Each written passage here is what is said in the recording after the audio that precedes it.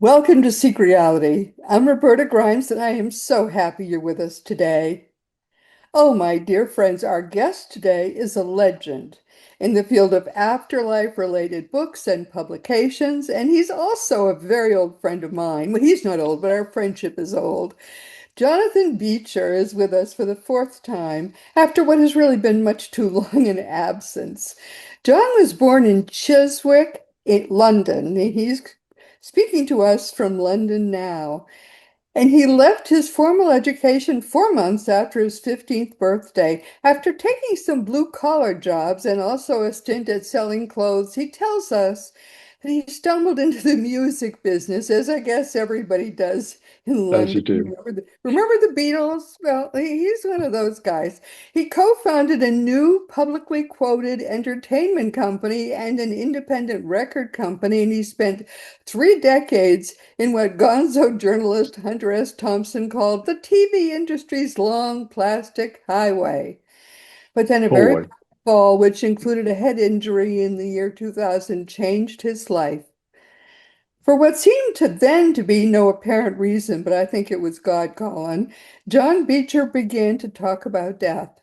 He told everyone who would listen to him that there is no death, which of course there is no death. We know that. People thought he had found God, but he says that he hadn't even been looking for God. Well, perhaps God had been looking for John, and he had found him.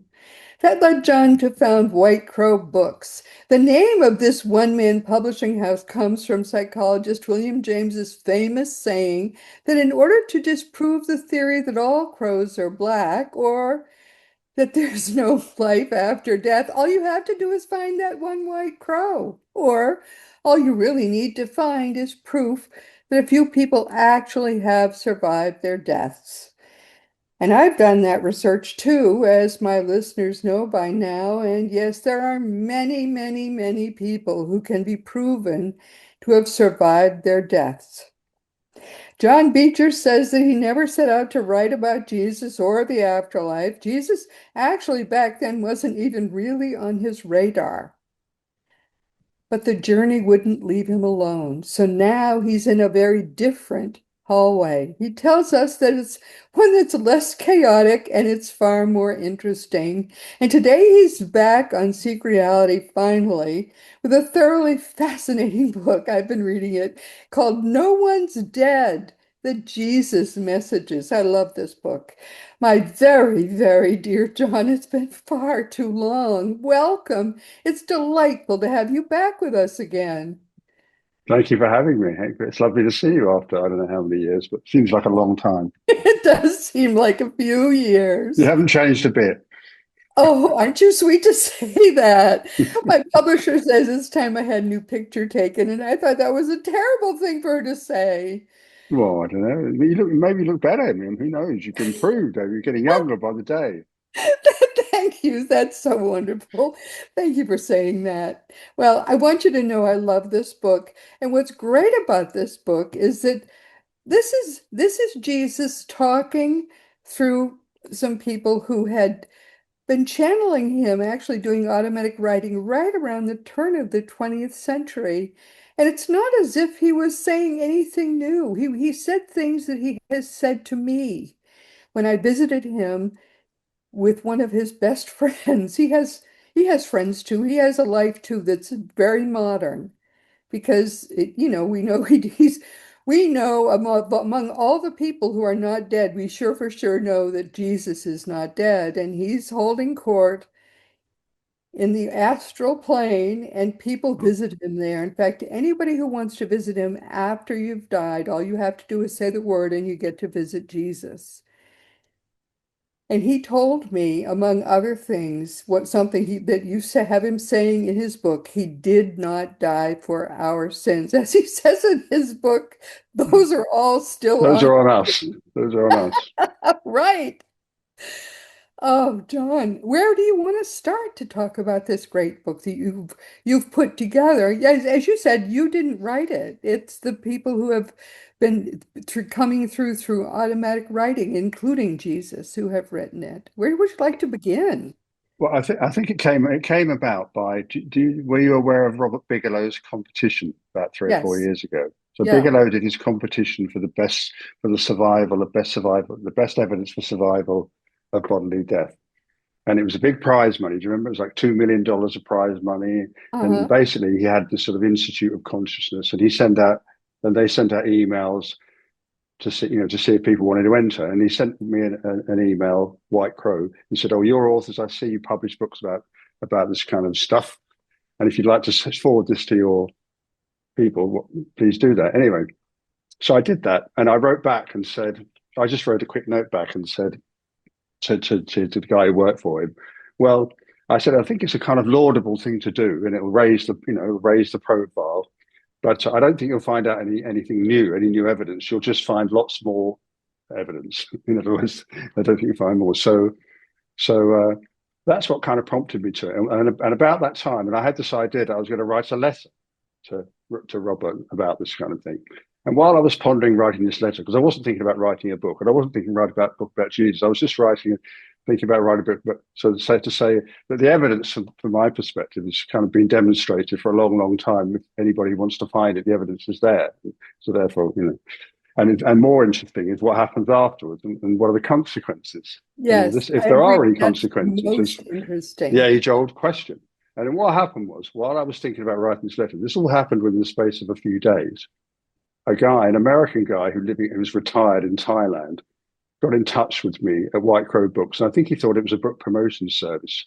And he years ago had reprinted the messages by this guy James E. Paget, who was a Washington attorney, lived around the early 20th century, who started receiving messages from his wife after she died, and then from his family, and then from these biblical figures and historic figures. And he was getting messages from Jesus. And he didn't believe it's from Jesus. He just threw them away, the initial ones. But his family on the other side, who he'd kind of validated and had evidence that it was them, said, no, this is definitely Jesus, and these other biblical communicators. And so for the next 9 years, he spent the rest of his life writing down these messages. So anyway, this guy in Thailand had republished, if you like, a load of the works years ago, and he wanted me to help, but I couldn't really help him because I said I'm a book publisher. I don't promote other books. But I said, why don't we, if you like, this is on an email. Why don't we have a conversation? Why don't we have a Zoom chat? And if I can give you any help, pointers, I will. So we arranged to have a chat. And on this particular day, this is while I'm thinking about writing a letter to Robert, to have a conversation about this guy James Paget, who I was aware of, but I thought the stuff was a bit religious for me. I'd read it some of them years ago, because there's thousands of these messages.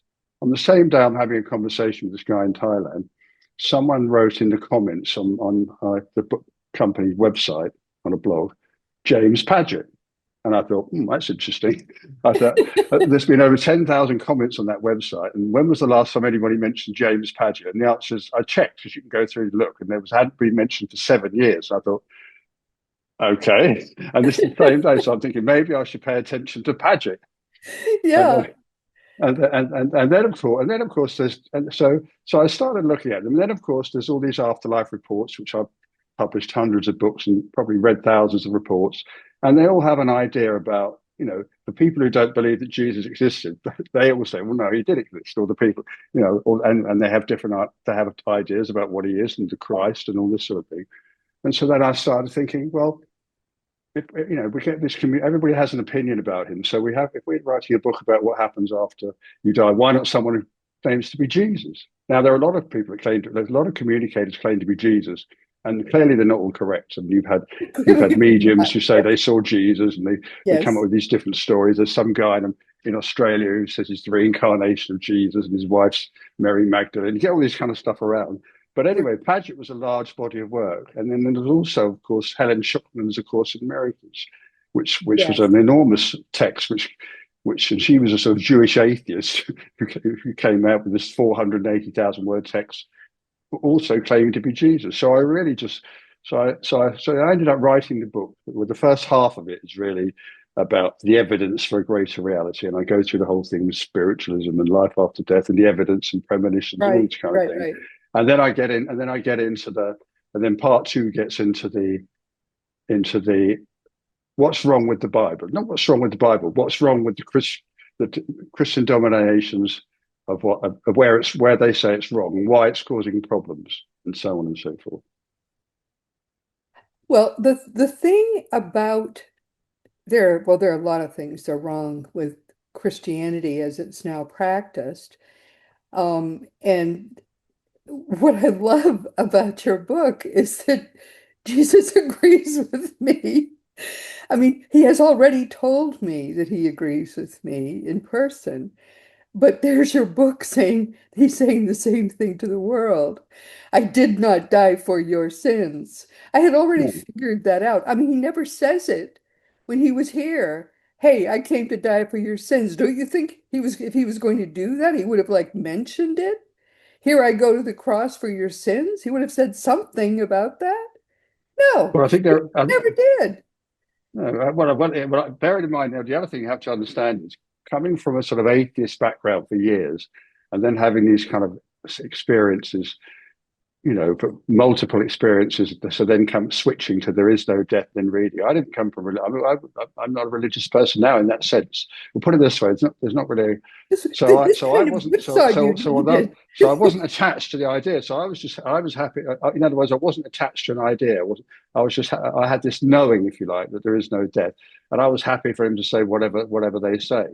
And so what was interesting was, so you have obviously reports, thousands of reports from around the world, afterlife reports come through, talk about Jesus and have different ways.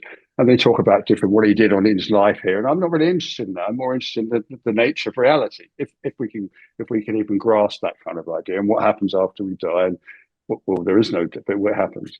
And so I was just letting them speak for themselves. But so I wasn't so and eventually you come up with some kind of roadmap and they were saying things like, I didn't die for your sins. I'm not God in the way you think God is. We're divine, in the sense that there Right. is still the one God. He's saying, but the bigger problem, because how does it matter? So why does it matter? So because most people, if you're an atheist, like you don't care whether Jesus is God or isn't. Who cares? It doesn't really matter. But what's interesting is they talk about the billions of people that have never died.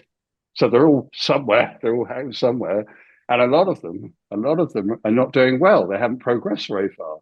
And the reason they haven't progressed very far is because Christianity, the mainstream Christianity, teaches that hell is some eternal state.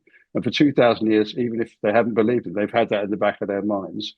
And they're kind of stuck in these kind of lower, if you like, levels, or It they aren't does progressing not help people progress at because all. they believe it's permanent. So and they're saying this is not good news. You need to get with the program. That's and realize that when you so the most important thing is to know you're going to continue after life. And if you find yourself feeling a bit strange, just understand it's not permanent. You can keep going. Yes, it's really unfortunate because this Christianity was not founded by Jesus, and does not even teach what Jesus taught. It's so appalling to me. Yeah. The teachings are packaged nicely inside. Fortunately, the Bible does package the gospel teachings. It preserves them. But then the religion that Constantine created teaches something else altogether. It teaches this nonsense about Jesus died for your sins, when Jesus didn't die for that reason at all. What Jesus told me in his words, by the way, he speaks with a very cute accent. English is not his primary language, as you would expect, it would not be his primary language. He told me he died because he wanted to prove to people that we do not die.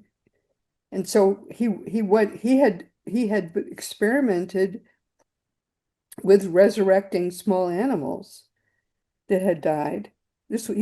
When he was still alive, he had experimented with I know bringing nothing animals about back that, to but life, okay. and he thought he could do that with his own body. And so he was going to have a very public death, the most public death you could imagine. I mean, imagine planning calmly to be crucified. What a horrible death to choose. But that was going to be very public. People would know he was stone cold dead. And he was stone cold dead, or that body was. Then he would rise from the dead after 3 days. Well, sure enough, that's what he did. And now they have calculated that all the energy that we can generate on this earth is not enough to produce the scorch that's on the Shroud of Turin. Even all the energy we can produce on this earth all at once is not enough to produce that scorch. So that's how I don't know about the powerful. show. I mean, I've read about the Sheraton and listened to interviews about it, and I think it's quite. I always thought the most interesting thing was that they said they couldn't replicate it now, although now someone's come out and said they can replicate it. But that's a whole different story. I mean, who knows? I mean, I think from my perspective was it, what these communicate. So in other words, you sort of think, why are they communicating? Why are they communicating? And it seems to me, and what they say is that the laws, if you like, God's laws, the law, the law of the law of the world post this world, because obviously here, basically, this is a kind of free for all, isn't it? You can do anything you like. I mean, in this world, I mean, it is a bit of a free for all.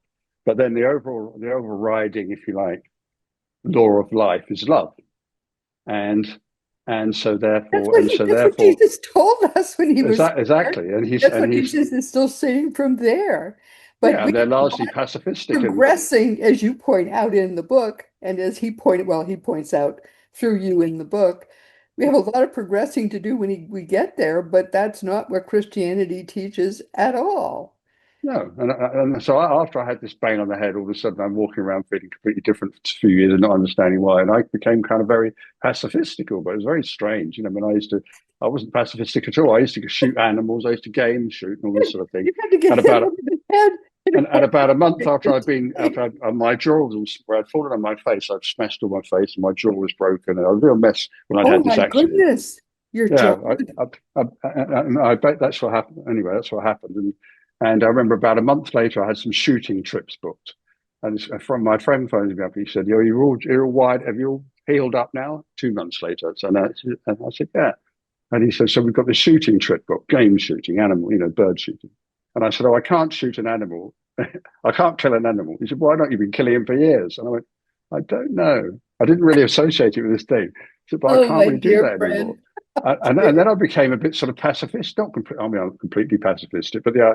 And so then more and more I was getting critical. And just after that, we were going, George Bush and Tony Blair were talking about going to war in Iraq. And then there was these Christian leaders coming out and saying, we can tell you, Mr. President, that it meets the just war theory. And I'm thinking, just war theory? There's no This doesn't such sound like thing. Jesus at all. Yes, yes. So what these communicators say after, they're going, don't fall for it. Jesus, no one died for your sins. There is no just war theory, and anyone that gets involved in all that stuff, so particularly the leaders, not as much the soldiers that have been co-opted, but the leaders, they're going to have to account and just say, so if you want I to think go to war, but you will have to account, I but it think won't that be the view permanent. that he wanted to communicate at that time was to somehow try to stop the nonsense that was the first half of the 20th century. And Not is the and is, by war. the way, not Yes. so much, but still is. Yeah, I mean, even now, there are all these wars going on. Everyone's fighting everybody else. So ridiculous. And they all say that God told them to do it, and Jesus is on their side. You've got so it's kind of crazy. And I mean, It is I mean, crazy. we had a situation when the Americans, if you like, went into Syria, and they were trying to, and obviously they would get the British would normally go wherever the Americans go. They would normally go, How and in the loyal house. of your people to just follow us around with your guns at the Yeah, but ready. we're the worst. We're the worst. I tell you, we're the worst. And Uh, and anyway, and so when that was all going on, to give an example, David David Cameron, who was the Prime Minister at the time, wanted to go. He went into the House of Parliament and put a vote forward to go to war to join the Americans in doing airstrikes. He got turned down. The first time it's ever happened in a Parliament. Anyway, a couple of years later, everything's potting up, and Obama's there, and they're talking about chemical strikes and all the rest of it. And so anyway, so then the Archbishop of Canterbury, stood up in the House of Lords and said exactly the same thing years before. He said, "We think he's talking on behalf of the church that the just war theory has been met." And then, a year later, they went to war, and you sort of think if there's one person in the world who shouldn't be talking about going to war, it's the Archbishop of Canterbury. You know? So the more I look at Christianity in terms of how many, obviously, some amazing people who are Christians around the world, billions of them, but the way the churches operate, it just to me, it just seems nonsense, really. And of Yeah, course, then you get all these communications. They're all saying it is nonsense. It's nonsense. but you have to understand how Christianity started. It's not I what know. Jesus started. He started the way, which went for 300 years perfectly peacefully all around the Mediterranean Sea. And then this Roman Constantine, who was wanted to, mobilize his armies, saw in the clouds a cross. And Yeah. a voice spoke to him and said, "By this sign you shall conquer." He said, "Oh, great." So he decided to start his own religion and call it Christianity. And he called together the Roman Council of Nicaea in 325 CE, and they designed his religion. And at the center of it was this notion that Jesus had died for our sins. They made up Christianity 300 years plus after Jesus died. And they put Jesus' name on it, but it had nothing to do with anything about Jesus. Well, They I thought invented that whole dogma of nonsense. exactly. I thought the funny as in kind of kind of mad, if you Yeah, like. I think it's crazy mad. is what you But funny thing mean. about Constantine was the story I know is that in 312, facing a battle, and it was a battle of a superior force, and Yes, his that's army when he won the saw the battle. cross in the And sky. that's when he saw the cross. So anyway, then what happens is, so he's kind of adopted. He hasn't converted, but he's kind of adopted. He cites the Christian God, and so he's now becoming more friendly and stop persecuting the Christ cults, I suppose you call them, because Christianity as a frame wasn't around then. And then what happens is in 325 they have the Council of Nicaea, and then in 326, when you would expect him to be slightly different, he goes on a killing rampage and kills his wife and whoever he kills. Starts killing loads of people, and then finally in 337, he's now 65 years old, I think, and he's on his deathbed. And that's when he gets baptized because he knows he's not going to commit any more sins afterwards. In other words, they wait till the last minute. And I thought to myself, do you think God doesn't know that? Do you think he hasn't thought of that? And it just it's the more I look at it, it all seems completely bonkers, you know. Oh, oh, it's so awful. Oh my goodness. And then there were nine different councils, Roman councils, where they designed during the first 1,000 years, where they designed this religion. And you want so much because I was so devout as a Christian, right up until I went to college and really studied all this. Well, you really are. Okay. I was the opposite. Well, Okay, I grew up an atheist. I've never been, that sort of, but I know I was very, very religious. And then I went and married a Catholic who's religious to this day. So, God has a sense of humor. Oh, does God have a sense of humor? So, you just do the best you can. But eventually Jesus tells you what you have to do. And it- it's it's the willing that he speaks to. And I've always been willing, and I've always said, use me however you can. So he does, but he does okay. a sense of humor. Oh, of all the Absolutely. Well, I think the other thing that was interesting about the book was because so there I am. I'm basically you've got all these afterlife reports. There's been thousands of them around the world talking about what happens after we die and whether there's reincarnation or not, and all this kind of stuff, and what judgment is, and what is hell? Is it self-imposed, and is it just a state of being, or is it all this kind of thing? And then what's interesting, and so I wasn't really, and so I haven't looked at that, and then I started looking at because I started looking at some of these biblical scholars, and obviously there's some biblical scholars who are what you call linguistic scholars or historical scholars who and the most famous one, I suppose, would be Bart Ehrman. Who do you know Bart Ehrman? You know of him? Mhm. So anyway, and I read a couple of his books years ago, and he's very interesting. But what was interesting about him, from my perspective, coming from a non-religious background, was he was a man. He's obviously a bright guy, and he was a scholar, and he became a fundamentalist Christian. which I always find interesting that anybody becomes a funder. And so he believed in the literacy, the whole Bible, and he believed the whole thing word for word. And then he started researching, and then he lost his faith basically, and so he lost his faith. And so what happened? So now, even now, he has podcasts. He's had New York Times best-selling books. He's got millions of viewers, and he's basically deconstructing the Bible and coming to exactly the same conclusions that all these other communicators are coming. But the only difference is he's kind of like he's thrown the baby out with the bathwater. In other words, he's not considered that that's not the only game in town. So he now identifies as agnostic atheist. There's a lot of them do. There's a lot of these podcasts Yes. where Yeah. they've spent their whole lives looking at the Bible and deconstructing it, but they've reverted to atheism. And they go, well, not so fast, not so fast. No, it's really unfortunate. But they're Yeah. fascinating because they are because so there was a lot of information. So you've got all these sources kind of saying the same thing, probably unconnected. I mean, I doubt that scholars have ever even looked at the stuff we're talking about. So no, it's fascinating. It's all good news. It seems to me it's a good news thing. I mean, it's kind of if you were coming up with an alternative sort of gospel, if you like, it's a much more fair and equitable one. In the sense that no one gets away with anyone, but no one's consigned to the dustbin of hell forever and all this sort of thing.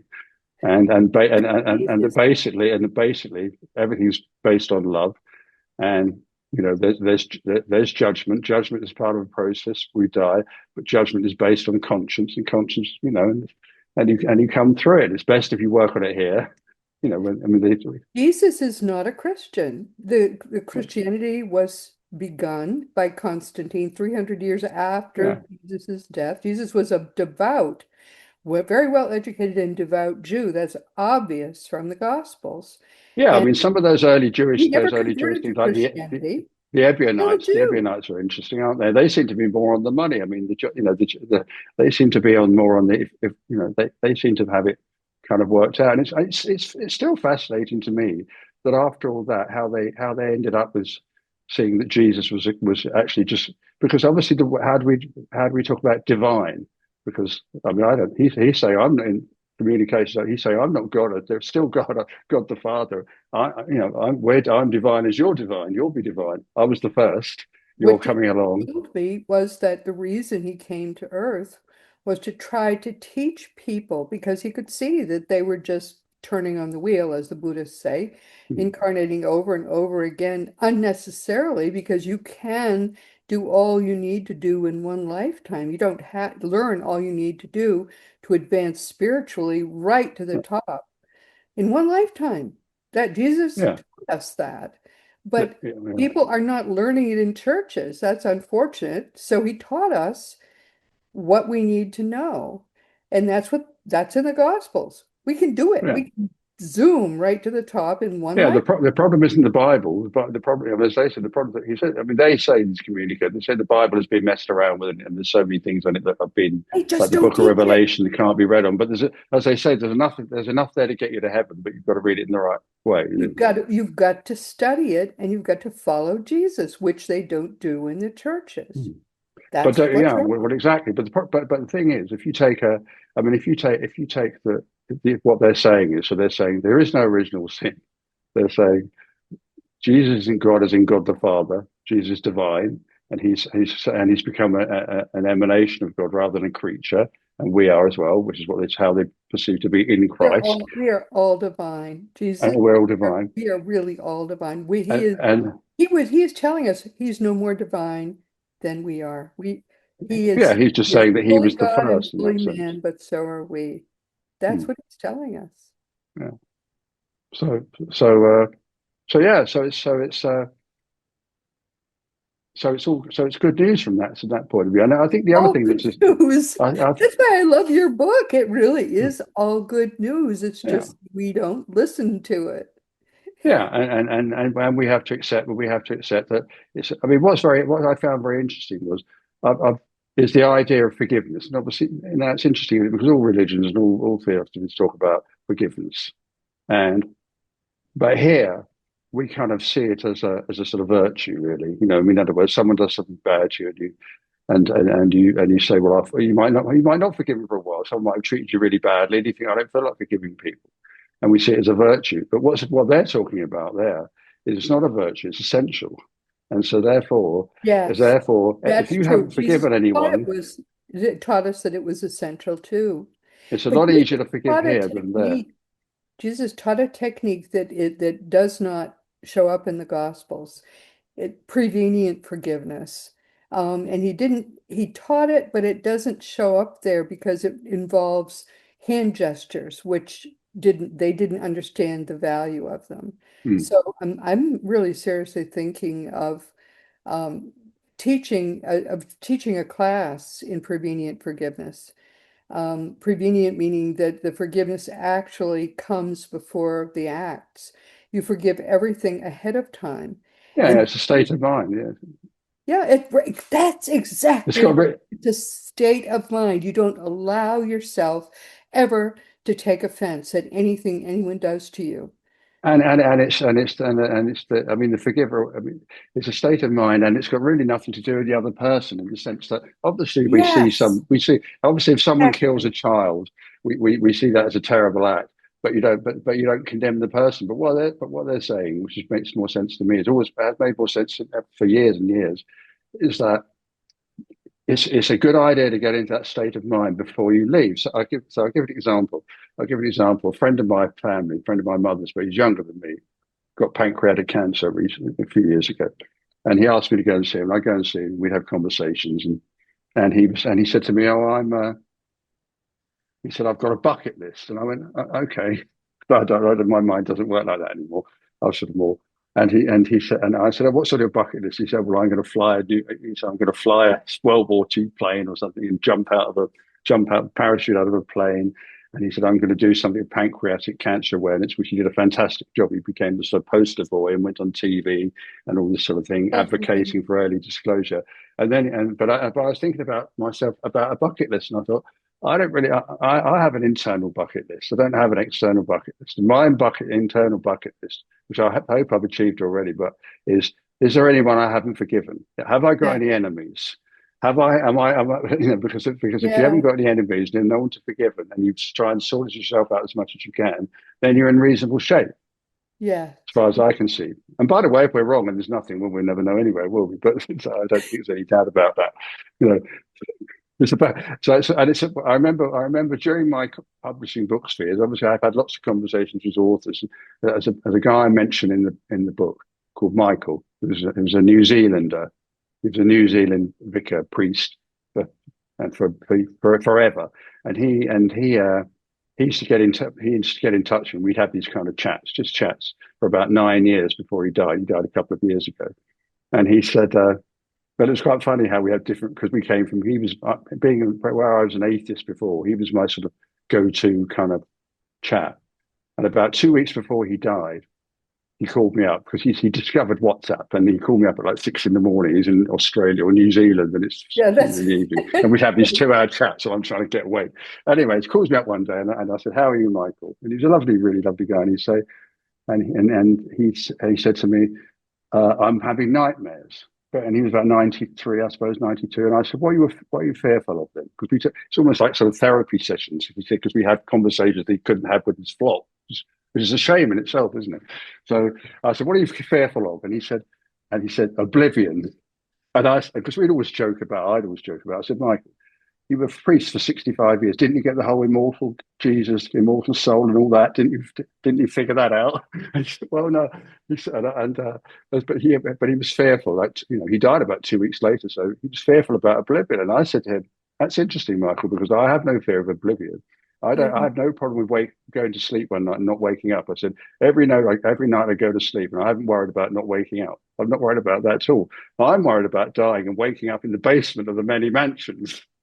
So I said, Oh dear, not at I said, all. I'm more interested in that, you know, not worried, but you know Yeah, what I that mean. would be pretty bad, but I wouldn't. I'm not worried about He didn't that. say, no, no, I was joking, but You you know what I should mean. either.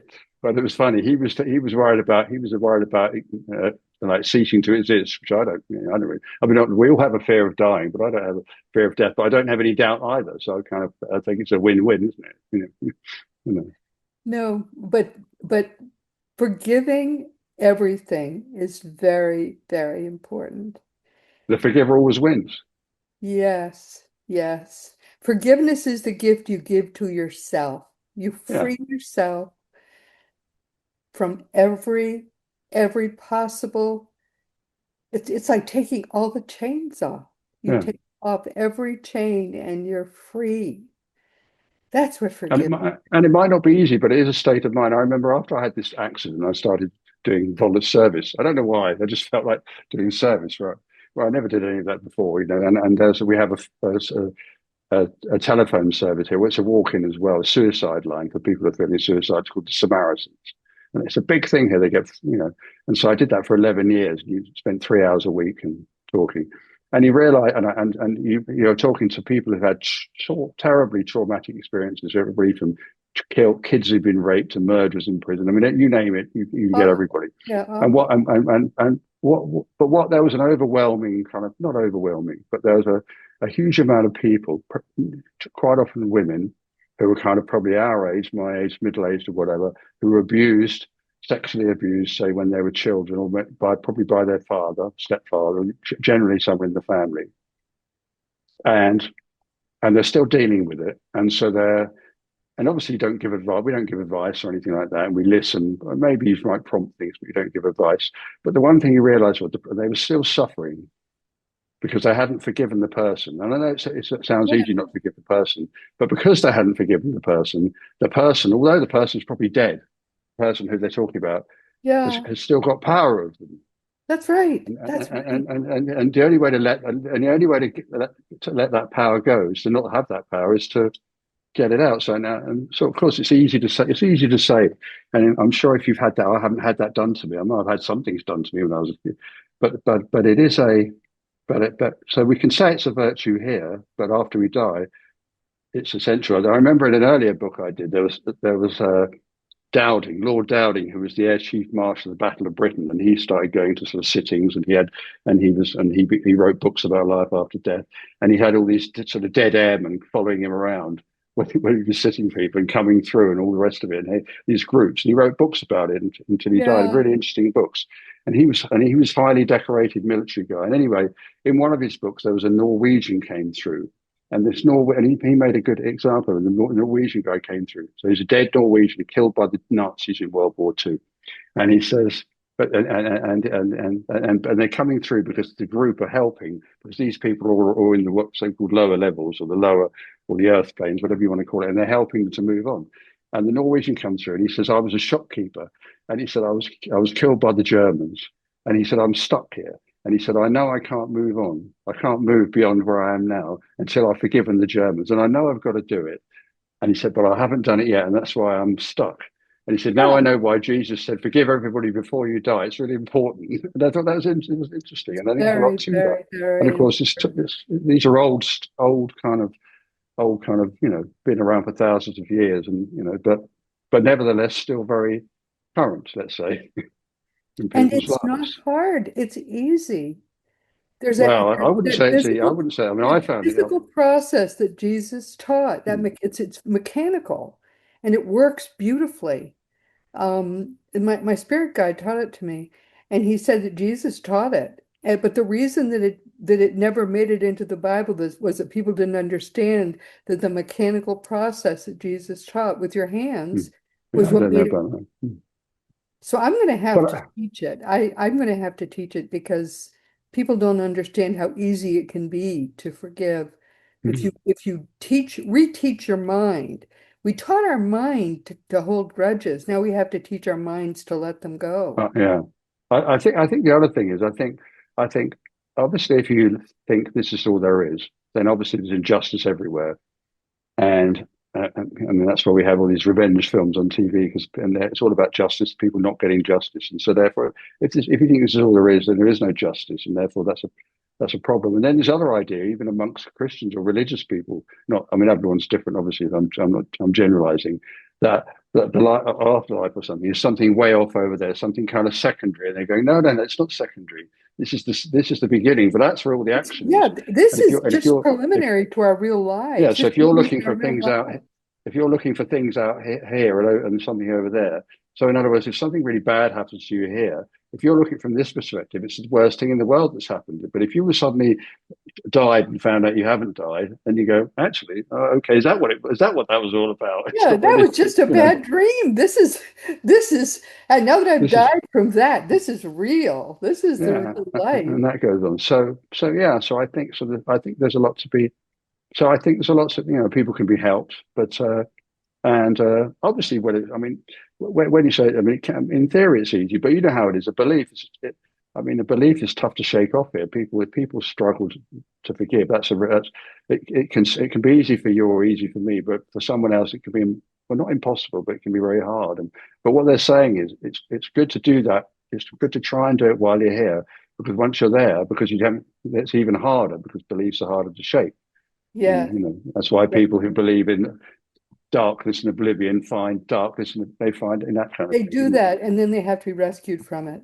Exactly Yeah, right. and that seems to be going on. The higher all helping the lower, and the higher helping the lower. And then you look at it, and they're all talking about how wonderful it is and how they're having a fantastic time, and they're helping the people having a not fantastic time. Because we're all going, well, why are the people not having? And they're not all just evil criminals or anything like that. They're No, often people no, who no, have they're just the wrong. ignorant. Yeah, That's yeah, right. exactly, So exactly, true. exactly. Well, I think your book is lovely, Well, and it's very kind of you, but I and I know appreciate you looking at it. I appreciate you looking at it. it's very good. And it's wonderful that you I'm so sorry that you had to fall on your face to just I know go that was kind of the greater reality. that kind of started the ball rolling. It was a strange. I mean, there was a life before. Before that, I never talked about this. I never had a. I mean, I was in, like I say, I was in the music business. I was having great fun. Well, it was a Yeah, stressful life, but it was a completely different life. And all of a sudden, so it was but it was a couple of events really. It was two events really. Have we got time? How long have we got? we have a What's little your bit like we've got 3 minutes or something. Oh, It okay. I won't really be. But anyway, sums it up. that was the start of it, really.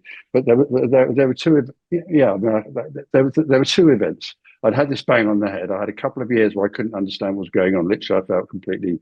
It's like you're feeling very serene and content, and you're looking at yourself as going through this mad life, and you're not. And suddenly, I'm not interested in any of the business I was in, and you're not interested in material stuff, which is very for everybody around you, it wasn't fun. It wasn't fun.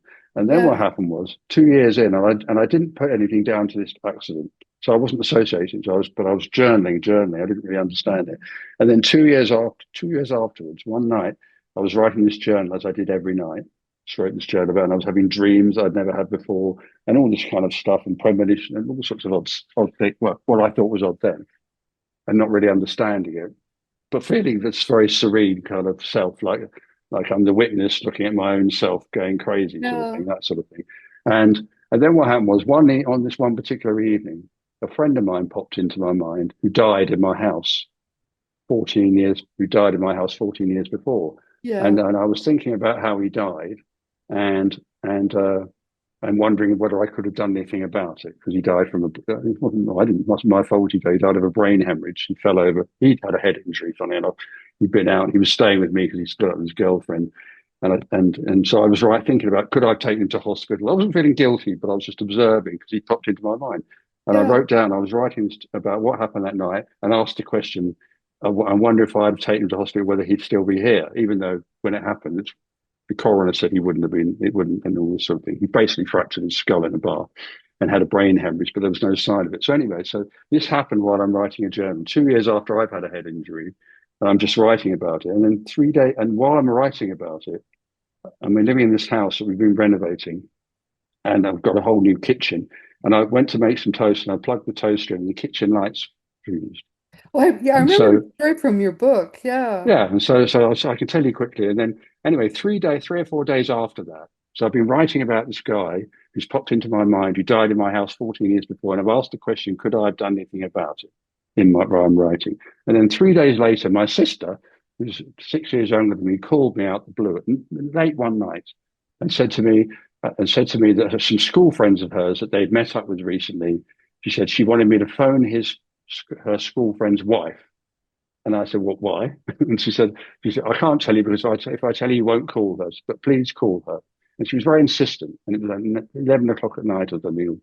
And so reluctantly, I called this number and her school friend, and I remember his name, but I didn't remember him really. His name was Johnny, and my name's Jonathan John. So anyway, his name is Johnny. So he says, "Hi, John, how are you?" And then he put me on to his wife. He said, "My wife needs to talk to you. I can't explain it. You'll think she's mad, but she's not mad. Trust me." I said, "Okay." So I'm now talking to his wife. So I've got no idea who she is. She has no idea who I am. And she tells me the story that her grandfather has died. The grandfather died, and she was feeling a bit down. And so she went to see a medium. I didn't know anything about mediums, had no interest in mediums. And she said halfway through this, she thought her grandfather had come through, and I'm sort of sitting there on the phone. Imagine thinking, why am I talking to this person? And, and then she's halfway through. That she said someone called Brian came through who had a connection to John. Now her husband's name's John. She had no idea who Brian was, and he gave her all this information. And so she takes the information home because she said she doesn't understand any of it, and tells her husband. And her husband said, "This isn't for me." He said, "This is for my friend Nick, my sister." He's talking about his friend, my sister, whose brother, me, he had a friend called Brian who died in his house. So she had to talk to me. So I'm now on the phone and she's talking to me. Bear in mind, this is 3 days after I'd asked the question. And she said, "He's got a message for you." Bear in mind, she has no idea who he is. And I said, "Okay, what's the message?" And she said, "You've been thinking about him in the last few days. And she wants you to know there's nothing you could have done. It was his time," which throws Isn't up that a philosophical. neat way And to then get she said, and he said, "You've got a a problem with your message? kitchen electrics as well." I mean, and I'm thinking, and after that, I thought, there's no way she could ever know anything No about that. way. So Yeah. that prompted me to read the literature. That prompted me to start visiting mediums, and that's when I started understanding that this bang on the head 2 years before had triggered some spiritually, and that really Notice catapulted me how up. the That's the spirit beginning, works. really. And I Exactly. mentioned that in the book. I mentioned it, in the book. Yes, it was in the book. Yeah. Yeah, No, I think that's really neat. yeah. Wow. So what do you want people to take from our conversation today? Well, I would say that I would say that it's all good. I would say it's all good news. I think the most important thing is the most important thing is to assume. I always say there's friends of mine. Bear in mind, most of my friends are atheists. None of them are. And they said, "Should I read your book?" And I said, "But it's probably a good idea to read it before you die, because if you die and you find out still alive, you might find it quite handy." It's all good news. It's Yeah, all but good don't try news. not to kill anyone, because you will have to account. It's not a great idea Yes, killing people. yes, Try not to do it. yes. But George Bush, Tony Blair, and even Vladimir Putin's, they're all out there saying God's on their side. He's not on your side. He's not on anyone's side. He's No, just no. love. Yeah, As long as everything you do is out of true love, not just yeah, out of, yeah, you got your finger on the scale and you're thinking that's a loving finger, so it's okay. It's yeah. not. There's a Yeah. there's a very big, much bigger scale, and love Yeah, is no, I think it's good, and obviously we're none of us are perfect. We go into this life, and if you die and you find yourself still existing, don't ever think you're an eternal hell, because you'll get stuck. That's what they're saying. that's a Apparently, they're piling up over there because there's so many people think like that, especially from the West, which is understandable. I mean, imagine you've had 2,000 years of people believe, even if you're an atheist, you think you've had this heaven and hell thing in the back of your mind, and you oh find you in this yeah, sort of oh lovely yeah. environment. You think, what's this? It's not heaven. There's no harps playing, and no, No, that's right. and there's That no sense of time. And they say some people realize they understand where they are within minutes, and other people have been there 1,000 years and still haven't figured it out as they we measure haven't figured time. it out. Yeah. So try to have an open mind. I tell people Yeah. just accept Have what an open mind. Assume you're going to carry on. Just assume you're yes, going to carry just on. yes, let it happen as it's gonna happen. I think that's the best thing you could say to someone. Just stay right there. I just have to tell people who we're going to have as a guest next week, and because I want to speak to you for a minute after this. Okay. All right. Oh my goodness, we've come to the end of our time. I could have talked to John forever. The book is called "No One's Dead: The Jesus Messages," and I really highly recommend it. But again, we've come to the end of our time, and this has been Seek Reality with Roberta Grimes. Please remember and never forget that you are a powerful, eternal being.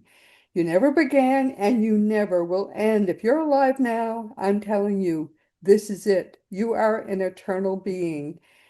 So please, please, as John said, live as if you're going to live forever, and you're going to have to account for the things you do because that's the truth. Next week, our guest will be Debbie Dobbins, who will be with us for the second time. She is lovely. Debbie helps entrepreneurs to rewrite their personal life stories about money, power, and purpose. After building successful businesses herself and making millions and teaching abundance for decades, she found herself, I can't believe this, but she told us the story, face to face with a cancer diagnosis, broken, and food stamps. She had a good hard talk with herself, and then through feminine energy, intuition, and radical reinvention, she not only healed her body and rebuilt her wealth, but she imagined what true success means. Now, Debbie Dobbins is the author of Your Inner Billionaire, which is another great book. It's a potent blend of prosperity principles, spiritual truths, and no-nonsense real talk. Her work blends universal laws, quantum consciousness, and grounded strategies to help those conscious entrepreneurs who really want to do it right to claim their abundance. She calls herself the Queen of Magic for a reason, and her mission is to help others remember that they too hold a magic wand. This week we've been talking with my wonderful friend Jonathan Beecher. He's the head of White Crow Books, which is based in the UK where it's midnight as we've been talking, and he's the leading publisher of first quality books on death and the afterlife.